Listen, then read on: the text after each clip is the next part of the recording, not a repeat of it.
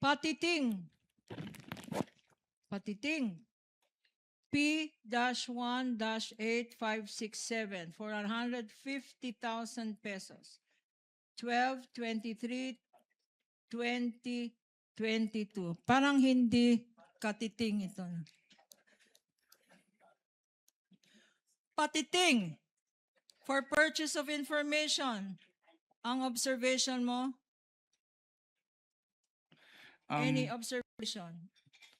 Since ang allowed naman po ang purchase of information under 4.8 of the Joint Circular, wala naman po akong nakitang observation with respect to this acknowledgement receipt. P-1-8-545 in the name of Odi or Andy C. Lim for 50,000 pesos.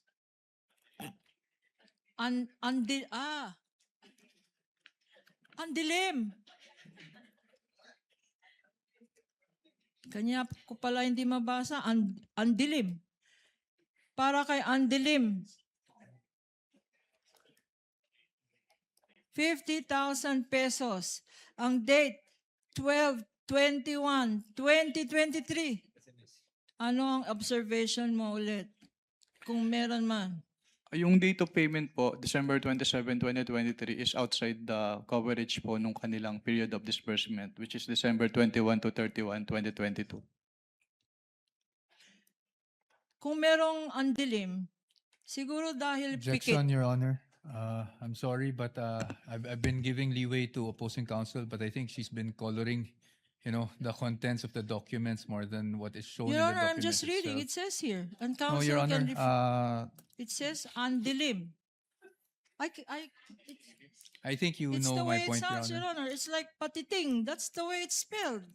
And the next one, maybe you will object again. It's Alejandro A. Pikit. I was gonna say, kanya siguro madali. May pikit ang mata. Pikit. Exactly, Your Honor, our point, Your Honor. Pikit. Counsel for the panel of prosecutors. I think you know what the counsel for the respondent is talking about. Yes. Kindly yun. proceed accordingly. Okay, Alejandro A. Pikit, P-18-544 for 90,000 pesos. And the date here, again, is 12/21/2023. Purchase of information.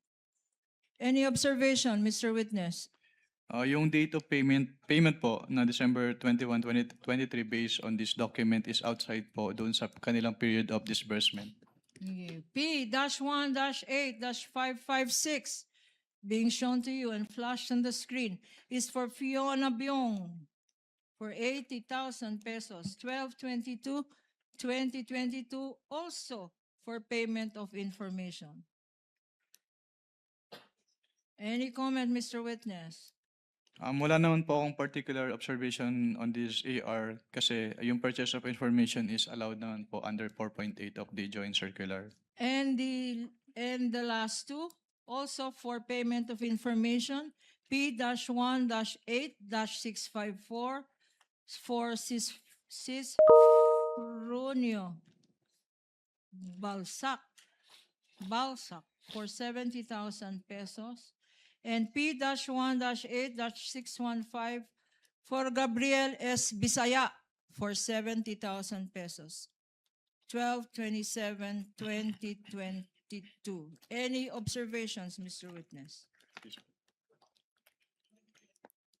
Yung date of payment po ng December 27, 2023, which is outside the coverage po nung kanilang period of disbursement.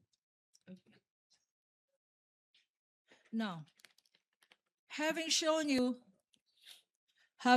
you selected few of these 845 acknowledgement receipts, can you confirm now that the ones shown to you and those that are part of your summary stated in your tabulation are the documents submitted to you by the Office of the Vice President by way of liquidation of monies allegedly paid to alleged payees and for alleged purposes?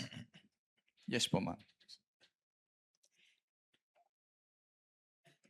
I will go now to the Office of the Vice President. What happened next? if any? From what from what period po yung tinatanong niyo, ma'am? From the date of, After you received the response of the Office of the Vice President, what action did you take, if any? I evaluated po the response, the explanation contained in the response as well as the documents po attached in the response, and nag-issue po kami ng notice of suspension dahil hindi pa rin po compliant yung kanilang submission sa ICFAO.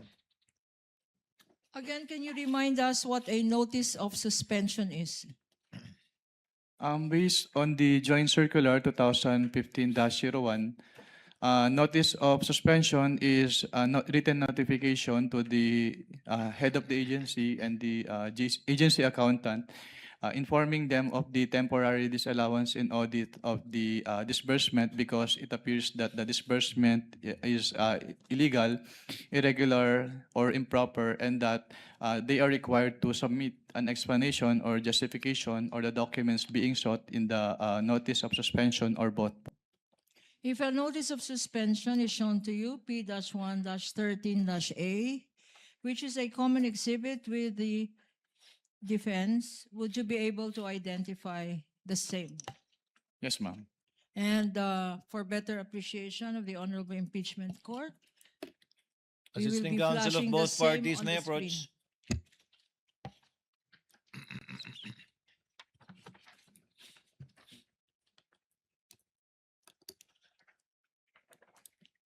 You may proceed, counsel. In your notice of suspension, which you said you issued, and which is a common exhibit, what were your recommendations thereat? In this notice of suspension po, katulad po nung in-explain ko kanina, may mga payment of rewards silang ginawa in cash, in medicine, and in various goods, pero hindi po properly supported with any document evidencing success as prescribed po in item 4.8.5 of the joint circular. That is observation number 1 po.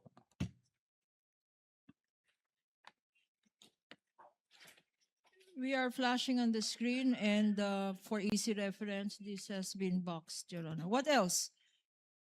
Also, in the NS po, yun, katulad din nung sinabi ko kanina, meron silang mga purchases na ginawa, which is yung purchases of medicine, which were given as rewards.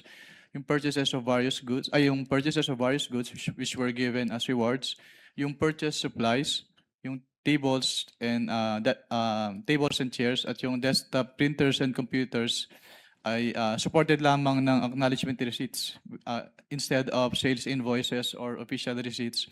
And also with respect to the purchased tables and chairs and desktop printers and computers, hindi po nila in-indicate if these purchases were intended for the confidential operations of the Office of the Vice President. What else is here in your notice of suspension? Third po, yung ibang acknowledgement receipts po, yung receipts of payment ay naka-December 2023 at yung ibang acknowledgement receipts ay wala pong date kung kailan ni-receive ni payee yung payment po. No. If these acknowledgement receipts, there are certain acknowledgement receipts dated 2023, if shown to you, would you be able to identify the same? Yes, ma'am. Showing to you now. Acknowledgement receipts dated December 20, 2023, beyond the period beyond the covered period of the last quarter of 2022. Please go over these documents. Assisting counsel may show the witness the documents.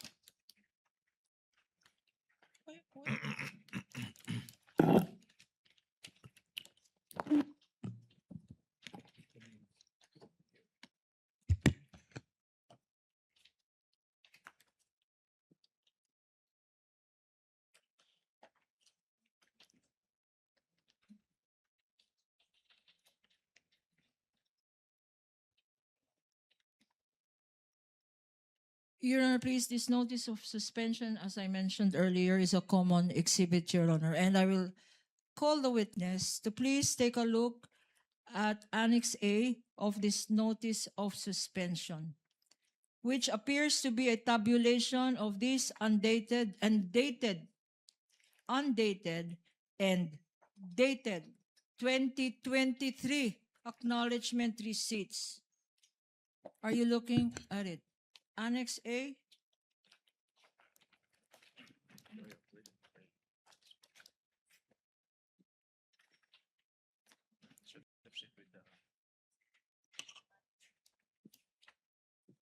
What is the total, Mr. Witness, based on your Annex A of your notice of suspension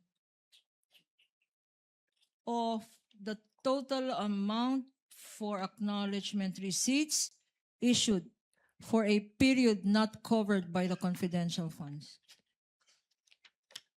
Can you clarify po yung question? Yung mga dated December 2023 po ba yun? Yes, Mr. Witness. Based on this annex po, yung total ng mga acknowledgement receipts na dated December 2023 ay 25,606,000 pesos. For 2023, 25,606,000. What about confidential funds liquidated based on undated acknowledgement receipts na walang date? Undated. Based po on Is that also shown in your Annex A? yes po, ma'am. Can you tell this court how much that amount is for undated acknowledgement receipts na walang petsa? Ang total amount po ay 3,276,000 pesos po. Okay, and pag tinotal natin ito, magkano lahat ito ang nakalagay sa notice of suspension mo? Yung undated tsaka December Yes, Mr. 2023. Witness. Bali ang